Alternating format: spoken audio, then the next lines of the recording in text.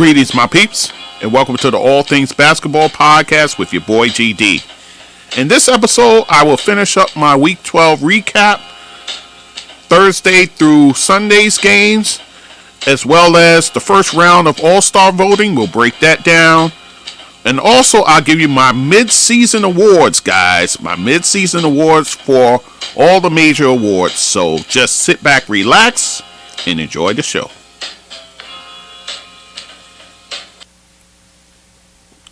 Okay, guys, we are back. This is the second half of the Week 12 recap, so let's get right into it and not dilly-dally, guys. So, we'll talk about Thursday. We're going to do Thursday through Sunday, and then afterwards, my mid-season awards, I'll do that. So, Thursday, the first round of voting came through.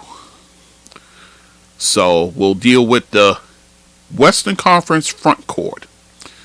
So far, you have LeBron, who's the leading vote getter amongst the Western Conference players, followed by the Joker, Nikola Jokic, and then third, his LeBron's teammate, Anthony Davis. So that's your three thus far.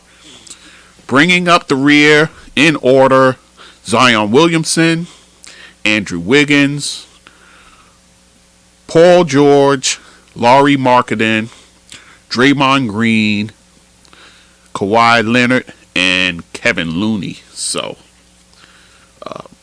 and then amongst the Western guards, your two guards, Steph Curry, of course, Luka Doncic, the other. Pulling in third, Ja Morant, followed by Shai Gilgeous Alexander, Klay Thompson, Russell Westbrook, Dame Lillard, Devin Booker, Austin Reeves. Are you kidding me? And Jordan Poole. So, I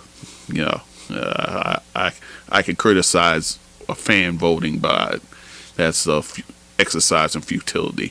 Here's what I will say about this Western ballot. Where are your Sacramento Kings? I mean, Domantas Sabonis, De'Aaron Fox, both guys balling out, but this is Sacramento, so what can you do?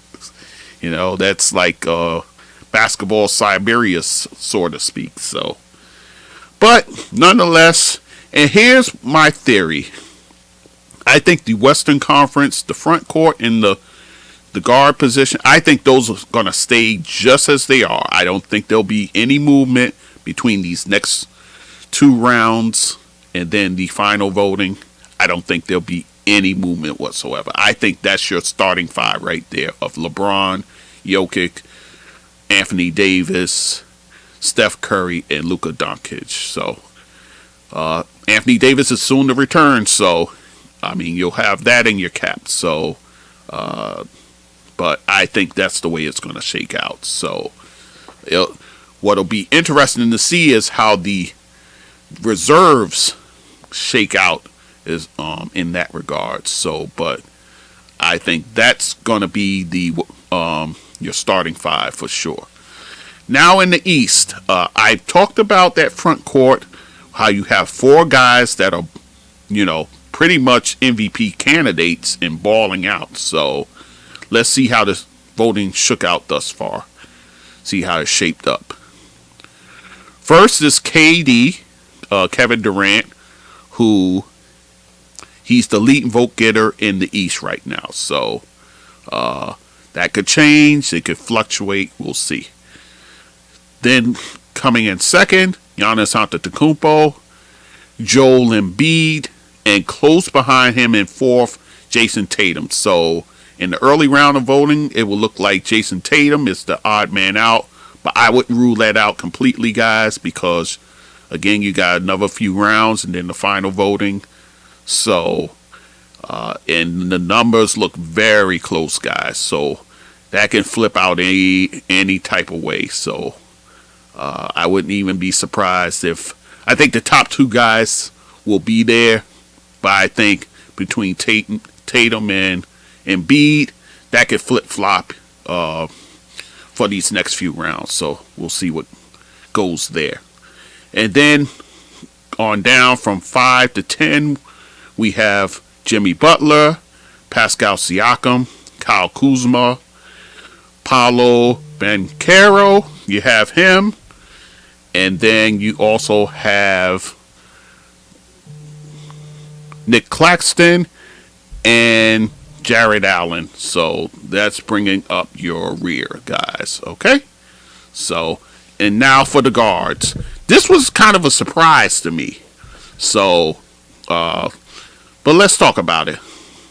Your guards in first. The first one is Kyrie Irving. And then second, Donovan Mitchell. So I was a bit surprised that Irving was a leading vote getter. That really shocked me with all the volatility early in the season and so forth. But he's your number one guard there. So Donovan Mitchell, and he's the number 2 guy. Then in third, you have James Harden. Fourth, Jaylen Brown, Trae Young, DeMar DeRozan. This is where they got it wrong, guys. DeMar DeRozan is actually a forward. So the fact that they got him listed as guard is a bit troubling. Do I think it'd make a difference?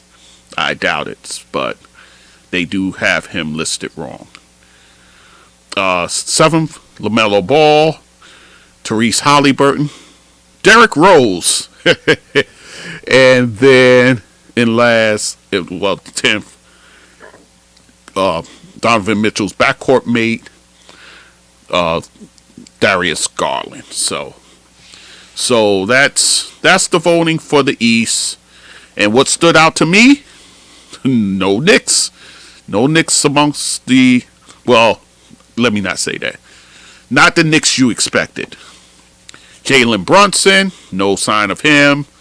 And Julius Randle, no sign of him either. So, well, given the love-hate relationship he has with the fan base, which to me I still don't understand.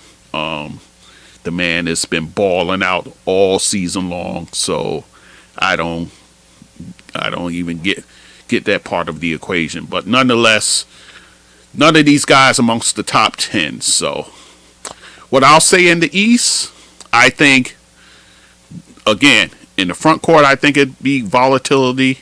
And I think amongst the guards, I think amongst those 3, Kyrie, Donovan, and Harden, I think you might see a bit of volatility there.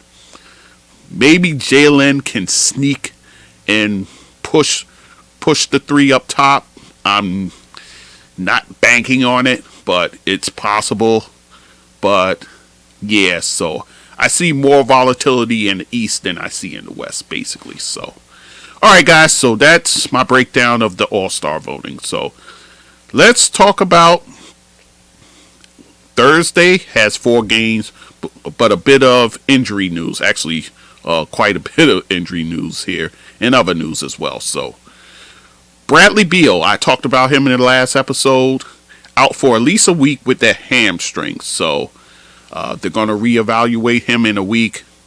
Bradley Beal, you know, he has a history of injuries, so this is kind of par for the course, guys. So you just got to grin and bear it. If you're in fantasy, you just got to stash him and hope for the best and see what happens. I say in fantasy, you probably see more production out of Kristaps Porzingis, Dene Vila. I think he'll do a little something more. Maybe a Roy Hachimura. Maybe you'll see something from him, but in terms of fantasy, so there's that. Marvin Bagley III for the Detroit Pistons. He's going to be out at least 6 weeks with the hand injury. So Bagley, I tell you, the sun doesn't shine for this guy. I mean, he's had his share of injuries. He's had his share of, underproduction.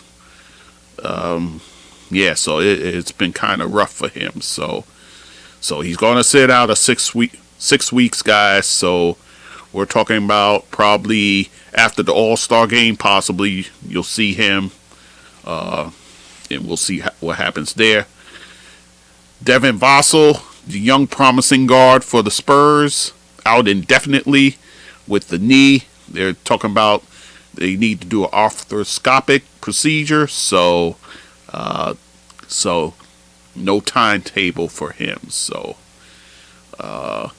bit of a hit to the San Antonio Spurs there.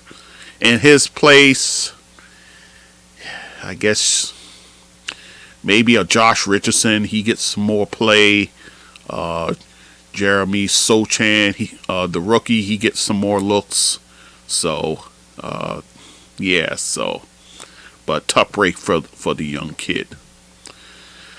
All right, so let's talk about the first trade. Boston trades Noah Vonleh.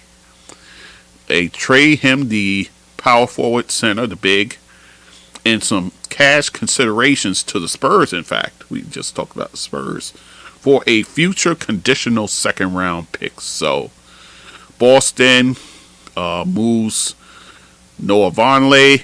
I guess the fact that they now have Robert Williams III back in the fold, so they have an extra big that they can get rid of. So Vonleh on the move to San Antonio. So, and San Antonio can always use a bigger two over there.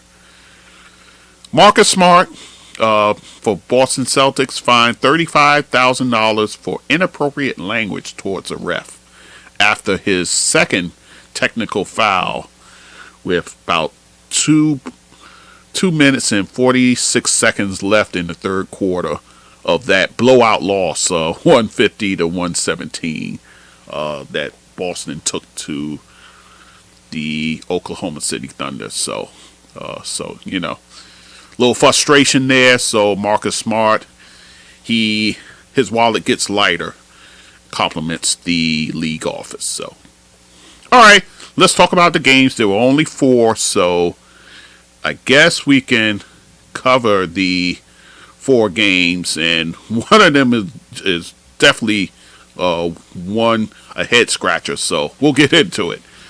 Memphis gets their 5th straight win on the road versus the Orlando Magic, 123 to 115. I mean, Memphis is beating up on the the less fortunate teams of the NBA. So, but that's what good teams are supposed to do. They're supposed to beat up on the, lesser of the teams. So, Ja Morant doing Ja Morant things, 32 points, 6 assists, 5 rebounds.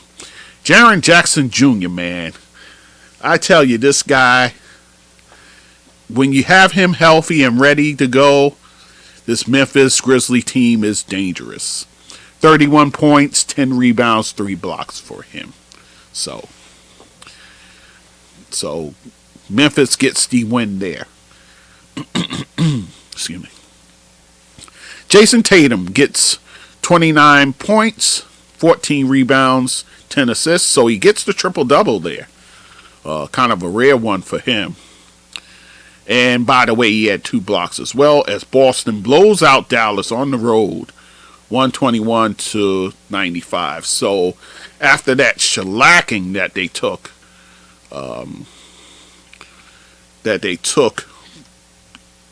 with the OKC game, they come out guns blazing here. So, and then supporting him, Jaylen Brown, 19 points, 7 rebounds, 2 blocks for him. So they get the win there. Lauri Markkanen continues his sensational season, and he gets a career high in this week. 49 points. Whew, man, I mean, this guy is absolutely balling. Including 6 3-pointers for him, as Utah wins on the road versus Houston, 131 to 114. So, Lauri Markkanen, I mean, what more can I say about this guy? He is balling. So, and then for Houston, Jalen Green, 30 points for him, 4 rebounds, 4 assists. Kevin Porter Jr., 23 points, 6 rebounds for him. So, and then the last game of the night, a bizarre game, guys. I mean, this one was, I'll talk about it. Denver crushes the LA Clippers, 122-91. So Denver, 7 players in double figures, led by Jamal Murray. He has 18 points. And in that game for the Denver Nuggets, there were only 2 players who played over 24 minutes a game, which is basically half the game. And that was Kentavious Caldwell-Pope and then Vlatko Kankar. So those were your only 2 guys. Everybody else played under 24 minutes, which, you take that because, if you can get a win like this and rest guys, by all means do so. So, in the first half of this game, I mean, right out the gate, the Nuggets punch, well, not literally, punch the Clippers right in the mouth, 32-15. And then in the second quarter, 34-17. So they come out the gate 66-32. So the Clippers, they call off the dogs. They start resting their guys. Paul George, he only played 13 minutes. Kawhi Leonard, 18 minutes. Reggie Jackson, 17 minutes. Ivica Zubac, 15 minutes. Marcus Morris, 14 minutes. So that's your starters right there. 9 bench players played 19 minutes and above. So basically you rested your starters for the most part in this game. And in fact, Norman Powell led the scoring with 13 points, so go figure. And he played 19 minutes, in fact. So keep this in the back of your mind, guys, this game. How everybody rested, right? Okay? All right, so with that said, let's move to Friday. Let's talk about Friday. One bit of news, 11-game slate. So Kemba Walker for the Dallas Mavericks, he gets waived. So now he is a free agent. For the Mavericks, 8 points, a little over 2 assists. He only played 16 minutes a game, guys. And that was in 9 games. But on December 17th, in a spot start, this is what he did. 32 points, along with 7 assists and 5 rebounds. So Kemba Walker has some life in him. You just got to use him sparingly and pick your spots. So does he still have value? Sure he does. So now he's a free agent, so he can go anywhere he pleases. Don't say LA. I doubt if he goes to LA. LA needs shooters, long distance shooters. Kemba, he's not consistent like that to be that. So, but would there be another contender interested in him?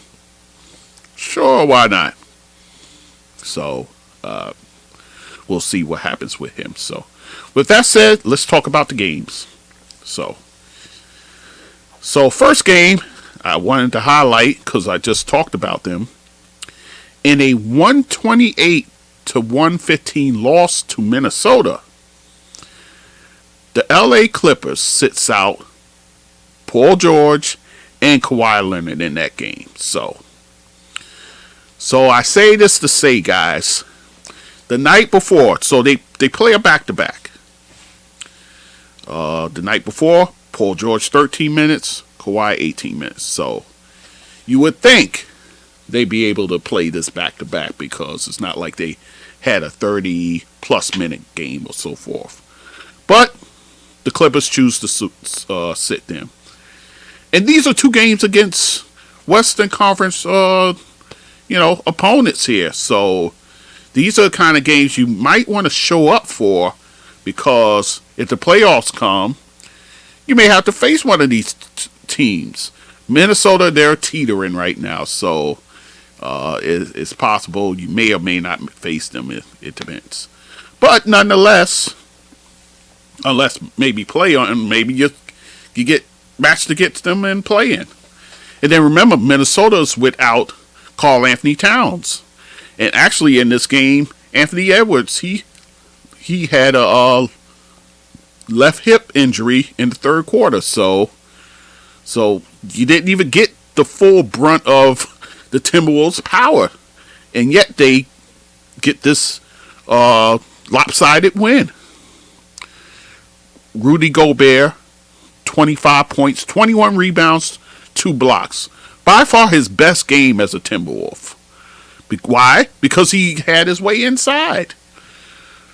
D'Angelo Russell, 25 for him, 5 rebounds, 4 assists, 2 steals. So I highlight to say that the Clippers, if they have playoff aspirations, and heaven forbid championship aspirations, this cannot happen.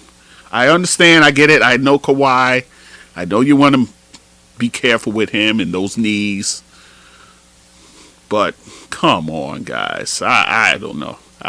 It's just a different NBA. So I digress.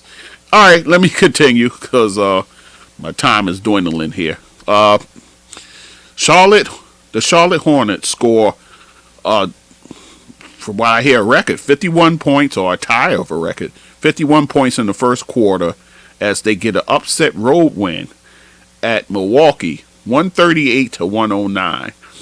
Now, Milwaukee, they've been up there amongst the, top of the East, but their losses are really tough losses, guys. I mean, when they lose, they get crushed, and they get crushed here by Charlotte, nonetheless.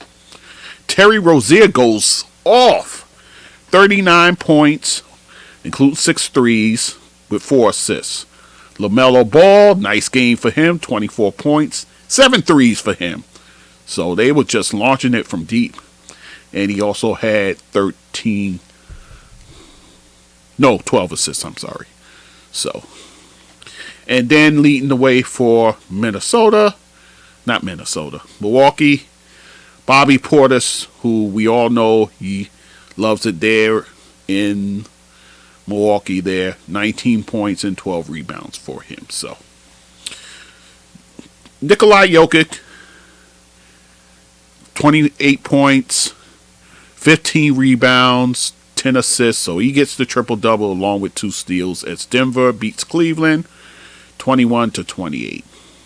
And Jokic, he led about 10 players in double figures in that game. So, in a game, by the way, got delayed because of a bent rim. So, I was told that's the second time that's happened this season. So Denver, you might want to check into those rims you got there. So, and then for Cleveland in the loss, Caris LeVert, who's still hanging around there, 22 points. Darius Garland, 21 points, 8 assists, 4 rebounds. There was no Donovan Mitchell. They wanted to load manage him. The fact that, he had the 71-point explosion earlier in the week, and then you saw him come back to score only 20, where he was kind of efficient from the field. So you want to rest him and get him right, I guess. So, yeah, anyway, so that's the story there. Zach LaVine shoots the lights out. 41 points, 11 threes. Wow. And remember, Zach LaVine, he was more of a, dunker type, but he's improved his range, that's for sure. 6 assists as well, as Chicago beats up on Philadelphia on the road, 126-112. And also in that game, Nikola Vucevic, 19 points for him, 18 rebounds and 10 assists. So he gets the triple-double in that one. In this game, again, you had no Embiid. He's got the foot issues, so you got to monitor him. Hopefully he'll come back this week. Tyrese Maxey, who missed a lot of time. He's back now. He's getting his legs under him. 26 points with 5 threes, along with 6 assists. So he's rounding back into form, and that's a good thing for the Sixers. James Harden, only 17 points, 4 of 17 shooting from the field. Not good. He did get 11 assists and 7 rebounds. So there's that news there. So. And then the Knicks. The Knicks get their first win in Canada since 2015. So not such success for the Knicks going north, but they get the win here as they clip the Toronto Raptors 112-108. Julius Randle, that man again, 32 points, 11 rebounds for him. Jalen Brunson, I'm almost to say he's doing Jalen Brunson things. 26 points, 8 assists, and 6 rebounds in the game. Also, Fred VanVleet, who's having a nice week actually, although his team is taking L's. 28 points, 8 rebounds, 7 assists. Gary Trent Jr. with 27 points for him. Pascal Siakam, remember the last time he met the Knicks? He had the career high 52. 18 points in this one on 4-14 shooting. 1 of 4 from 3. He did have 13 rebounds and 5 assists. So the Knicks make a concerted effort to frustrate Siakam, and it paid off for them. So, moving on, the Brooklyn Nets, they get back on track with a 108-102 road win against the New Orleans Pelicans. The Pelicans now with life without Zion Williamson for the next 3 weeks. So, KD, 32 points for him, 10 rebounds, 2 blocks. Kyrie, 19 points on 7 of 22 shooting, 3 of 10 from 3. That's not good. Along with 5 assists and 5 rebounds. So Brooklyn trying to get a little streak going back there. So, and for the Pelicans, CJ McCollum, 28 points, 6 rebounds, 6 assists, 2 blocks. I think this is a perfect opportunity for CJ McCollum these next 3 weeks to kind of solidify himself as a worthy all-star reserve at this point. So, again, I'm pushing for him making his first all-star game this season. So, and Najee Marshall, who's going to be subbing for Zion in the interim, he had 27 points, along with 9 rebounds and 3 steals for him. So, and then Victor Oladipo. Now, that's a name we haven't called all season long. He scores 26 points along with 2 steals as Miami wins on the road at Phoenix 104-96. So, they wrap up a 5-game road trip with a win at Phoenix for the Miami Heat. So, and in that game, Chris Paul has hip soreness, so he had to leave the game in the second quarter. So that's a situation you're going to have to watch closely. DeAndre Ayton, 23 points to lead them, along with 14 rebounds. So the LA Lakers, look out. They got a streak going now. 4 straight as they defeat Atlanta 130-114. LeBron James, 25 points, 10 assists, 5 rebounds. So a nice game, of course, LeBron. So what can you do there? Kendrick Nunn. We had a Kendrick Nunn sighting. 23 points for him. 21 points for Dennis Schroeder. And then, of course, Russell Westbrook from the bench. 18 points, 11 rebounds, 9 assists with 2 steals. So, solid play from Russ. So, that's your Friday games in a nutshell. So let's move on to Saturday. There were 5 games played. Guys, thankfully, not too much news going forth. So it's all about the game. So we can whip through these right quick so I can get to my midseason awards. So Saturday, DeMar DeRozan and Zach LaVine. Zach LaVine with 36 points and 7 rebounds. He did have 6 3-pointers, so he's been hot from 3 again. And DeMar DeRozan, 35.7 assists. That helps Chicago defeat Utah 126-118. So Chicago getting the win there. Chicago's starting to percolate us a little bit. Lauri Markkanen leading the way, 28 points, 4 rebounds, 3 steals. Luka Doncic does it again with another triple-double. This time, 34 points, 10 rebounds, 10 assists as Dallas takes out the Pelicans. Pelicans starting to teeter a bit without Zion. 127-117. Also in that game, Christian Wood, 28 points, 6 rebounds, and 2 blocks. So Christian Wood as a starter now. All is right with the world. I've been screaming from the bleachers about that. So he's starting with Luka. So you got chemistry there. That's a good thing. So they get the win here. And in this game, there was no CJ McCollum. They low manage him. They want him to do a back-to-back. So they gave him a bit of a rest. Giannis Valanciunas, 25 points, 10 rebounds. So he got to eat in this one, but the Pelicans take the loss. LeBron James on a back-to-back. The Lakers get their 5th straight win. This time on the road at Sacramento, 136-134. And in this game, Dennis Schroeder, he sinks the game-winning free throws to ice the game for the Lakers. So LeBron gets 37 points along with 8 rebounds, 7 assists.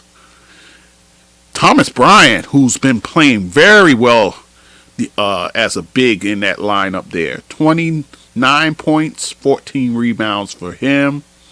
So he's getting it done. Dennis Schroeder, 27 points for him, 4 rebounds. Russell Westbrook, man, 23 points, 15 assists, and 5 rebounds in that game.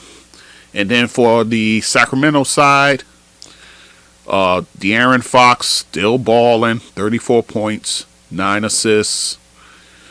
Domantas Sabonis with that fractured thumb, 25 points, 12 rebounds, and 7 assists for him. So, and then Sunday, we have the Sunday games here. It's 9 games. We're not going to go through every single one. Just highlight a few of them. James Harden, he has a triple-double, 20 points, 11 assists, 11 rebounds to help the Sixers beat Detroit 123-111. So Tyrese Maxey still balling. He leads the way with 23 points to help the Celtics. Not the Celtics. The Sixers get the win. Oh, gosh. Despite Dame Lillard's 34.8 assists, 4 rebounds, 2 steal performance, Portland loses their 7th straight on the road. Oh, boy. That's not good. They lose at Toronto, 117-105. So, in that game, Pascal Siakam comes back to life. 27 points, 6 assists, 4 rebounds, 2 steals. And then Scotty Barnes, 22 points, 9 rebounds, 4 assists, and 3 steals for him. So, Brooklyn gets a costly win at Miami, 102-101. This one cost them big. Kevin Durant injures his knee. Actually, he injured his knee twice in this game, but the second time was just unavoidable. It happened in the third quarter. a play where there was a drive to the lane, and down came Jimmy Butler on Kevin Durant's ankle. So we will get a diagnosis. I'll have it on the other side. On the Week 13 recap, I'll be able to surmise what's going on there. But bit of a blow there for the Brooklyn Nets, who were surging at that point. So we'll see how it goes from here. But in that game, they were led by Kyrie Irving, 29 points, including 6 3-pointers, 6 assists to lead the Nets. Jimmy Butler, 26 points, 8 rebounds, 2 steals. Tyler Hero, 24 points and 4 rebounds. And the game was won on Royce O'Neal's game-winning putback with 3.2 seconds in the game. So the Nets get a win, but at a cost, guys. So Memphis, minus Ja Morant, gets their 6th win in a row. This Ja Morant, he was out with the sore knee. I mean, not the sore knee, the thigh soreness. So they get the win, beating Utah. Utah is taking it on the chin this week. 123-118. Desmond Bane, I talked about him a little bit. He's back in the fold now. He's getting his NBA legs back under him.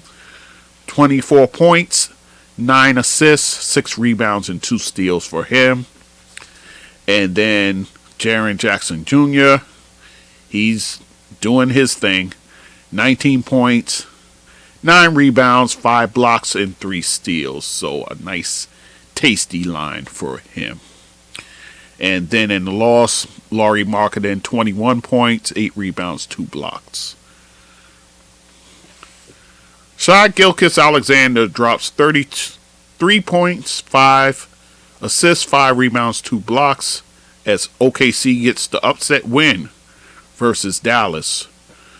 120-109. So check out OKC with some nice wins this week over Dallas and over Boston. So and again led by Shai Gilgeous Alexander, who for all intents and purposes should be an all-star.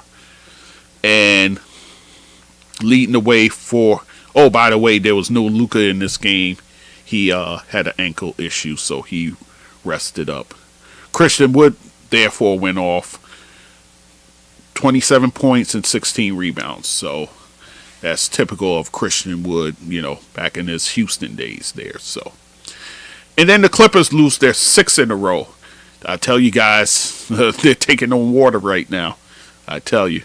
Atlanta gets the road win at the crypto arena there, whatever they call that thing.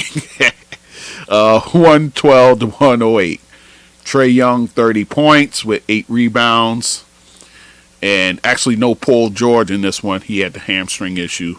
And then Kawhi Leonard, 29 points, 7 rebounds, 4 assists, and 2 steals for him. So, guys, that's all the games for Week 12. So we wrap that up. Let's talk about the midseason awards really quick. Just kind of quickly go through it. We reached the midpoint, guys. Still got another 12 or so weeks to go. So let's get into it. As far as my midseason awards, 6th man of the year. Right now at the midseason point, who else could it be but Russell Westbrook? For the Lakers, he's played 38 games, over 15 points per game, nearly 8 assists, which is 6th in the league, by the way, 6.4 rebounds, and 1.6 steals per game. The shooting numbers aren't all that great. 41.4% from the field, 28.5% from 3, and then 67.3% from the free throw line. He does have 14 double-doubles and 3 triple-doubles. So, but Russell Westbrook begrudgingly accepting but embracing now the six-man position, and he's excelling at it big time. So Russell Westbrook, my sixth man of the year. Most improved player, who else could it be but Lauri Markkanen of the Utah Jazz. He's been balling, guys, I tell you. And he's had the talent, guys, but it's always been availability with this guy. So I tell you what, he's found the source of his help out there in Salt Lake City, because he's been pretty durable. 40 games. He's averaging 24.5 points per game. That puts him about 18th in the league. 8.3 rebounds. He's shooting 53% from the field, 41.6 from 3, and 87.6 from the free throw line. Oh, by the way, he also has 14 double-doubles. Lauri Markkanen does. So he's my mid-season most improved player. Defensive player of the year. This was tough. This was really tough. I mean, your normal candidates aren't really lighting it up. So your Rudy Gobert's, your Marcus Smart's, your Mikal Bridges, even your Draymond Greens aren't setting the world on fire. Not even so much Giannis. So I took a shot in the dark on this one, guys, but I think it's a worthy name to be mentioned. And that is OG Anunoby for the Toronto Raptors. First of all, he's leading the league in steals with 2.3 per game. He's averaging nearly a block per game, and he's played in 36 games thus far this season. So this is a guy that a lot of people are salivating over, including my New York Knicks, that he somehow gets moved at the trade deadline. So keep an eye on that as the trade deadline moves forward. So, but OG Anunoby, I think he's been the defensive player of the year thus far in the league. Rookie of the year, this was an easy one for me. Paolo Banchero of the Orlando Magic. He's played in 34 games. That's more than enough. 21.3 points per game. 6.8 rebounds. Nearly 4 assists. 1 steal per game. Not shooting it great from the field for a big. Nearly 44%. You would like to see that number go up. I think it will in due time.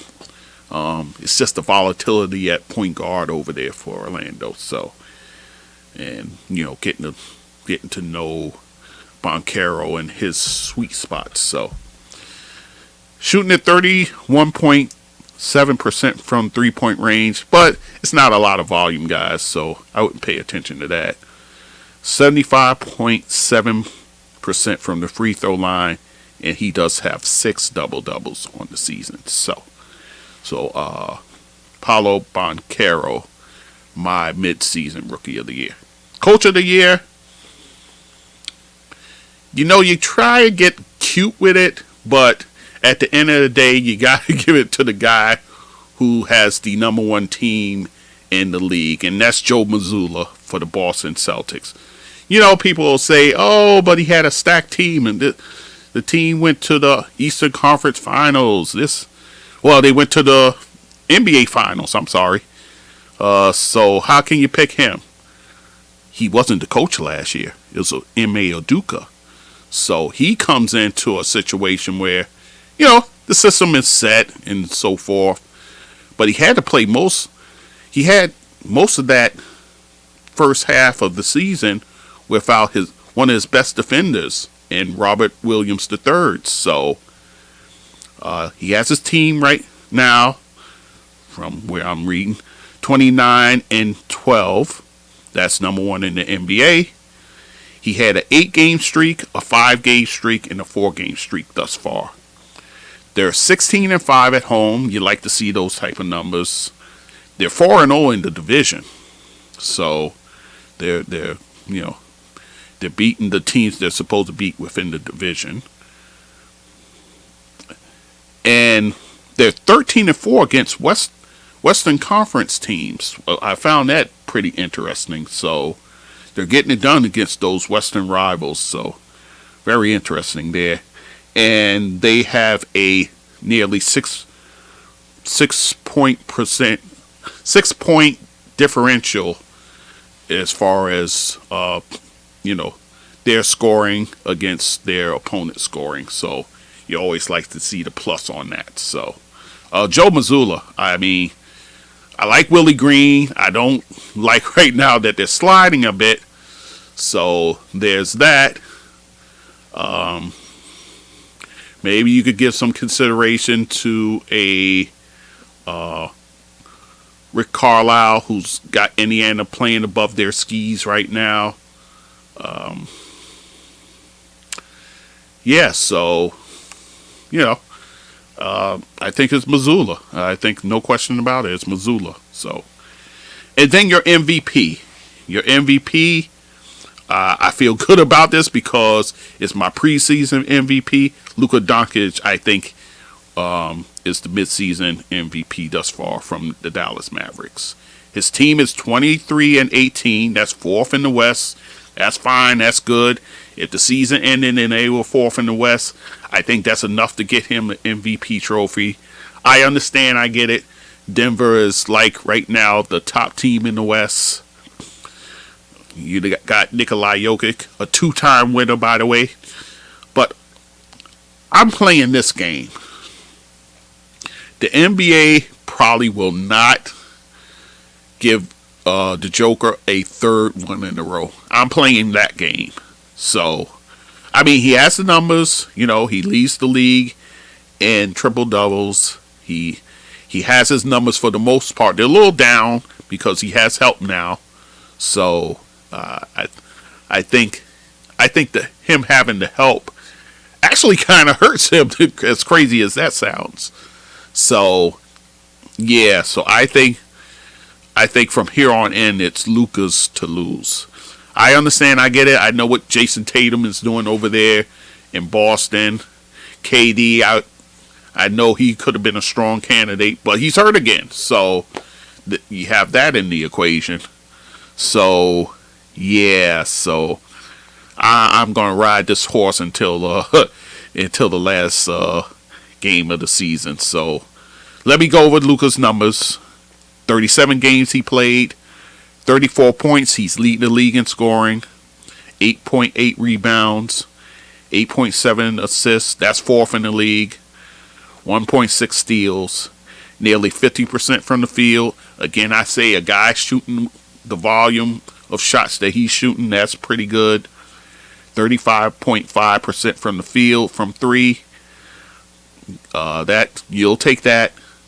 74.4% from the free throw line. He has 20 double-doubles, and he's second to the Joker with his own 9 triple-doubles. So that is my mid-season MVP. All right, guys, I'm going to cut it short. I know I went long, but there was a lot to cover. So, all right, guys, so we've done it again. We've made it through the week.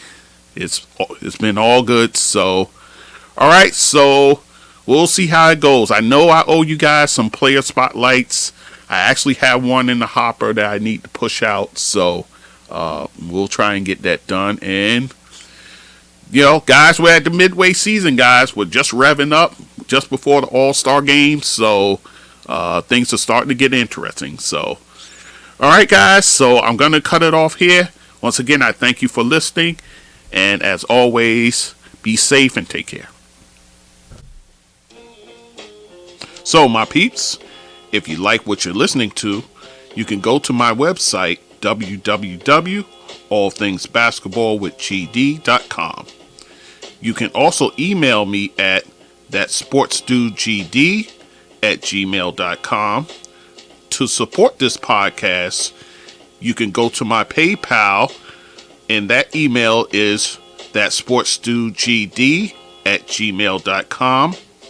Also on my Anchor page, I have a support button there that you can also use to help the podcast.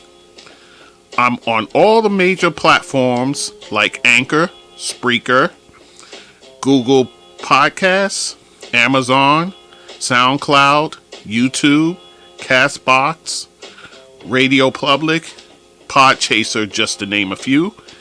And also you can find me on social media, Facebook, Instagram, Twitter, TikTok, Clubhouse, and Fanbase. So once again, I thank you for listening and supporting this podcast, and take care and be safe.